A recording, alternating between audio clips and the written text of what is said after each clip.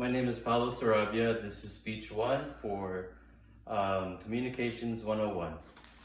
This is my audience, my dad, my mom, and my sister and my cousin in New York. Okay, focus on me. Okay, cuisine is as much a part of culture as any art, customs, behavior, traditions, religion, or anything that you can consider a part of any country. Cuisine is part of the natural resources available to the region, and it influences what people eat. Have you ever traveled to a country and tasted their food and wondered why it tasted so good? I'm sure everybody has done this, and you're not wrong. The food really is better in most countries compared to the USA, and there's several reasons for this.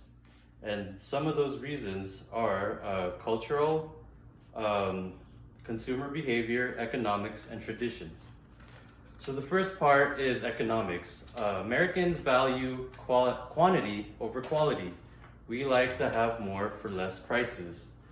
Growers are incentivized to grow more products at the cost of quality here in the United States.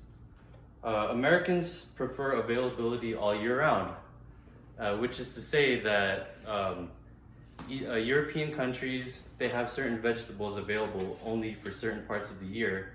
And in America, we have all of them available like in winter, summer, spring, fall, or whenever. Pretty much the only seasonal item that the Americans have are pumpkins. Another reason for the difference in quality is portion sizes. You will probably notice that in America, portion sizes are much larger than they are in Europe, and often at a lower cost. And literally, there have been researches and found that there's no evidence that the quality of food should be lower in the US except for the market demands. So the next factor that affects quality is technology and mass production. The US experienced a huge boom in immigration, and it flooded people from different parts of the world to the US in hopes of better opportunities. And with that, mass production came into play.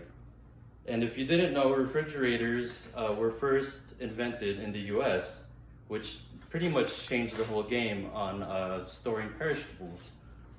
Therefore, manufacturing companies began utilizing this so that you could refrigerate your food in the factories, you could refrigerate food in the groceries, and refrigerate food in your house. So basically, by the time you're eating the food, it's like weeks or months old already, compared to European countries who shop a lot less and they buy food and consume it within 2 weeks.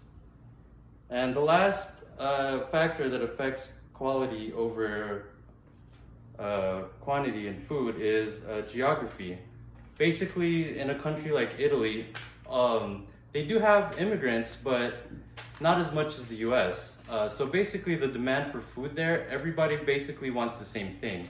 Whereas in America, we have people from different countries, and there's demand for Chinese food, Italian food, German food, American food. So producers and manufacturers have to produce and focus their efforts on producing a wide variety of food versus a low range of food and focusing on the quality, which is why European countries and a country like Italy has better tasting food. And the last factor that I will share with you, we'll discuss again immigration. So basically, for example, everybody that came to the US with their own foods. Like Filipinos had pancit, Italians had pasta and pizza.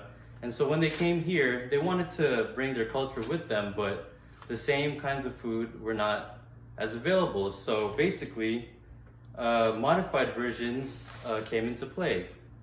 So when people argue that pizza and pasta is different between Italy and America, for the most part, it's true because the immigrants that came here from Italy, they had to water down the traditional ways of making their food. So that concludes my speech about the differences in American and European food. And as they say in Italy, buon appetito. Thank you.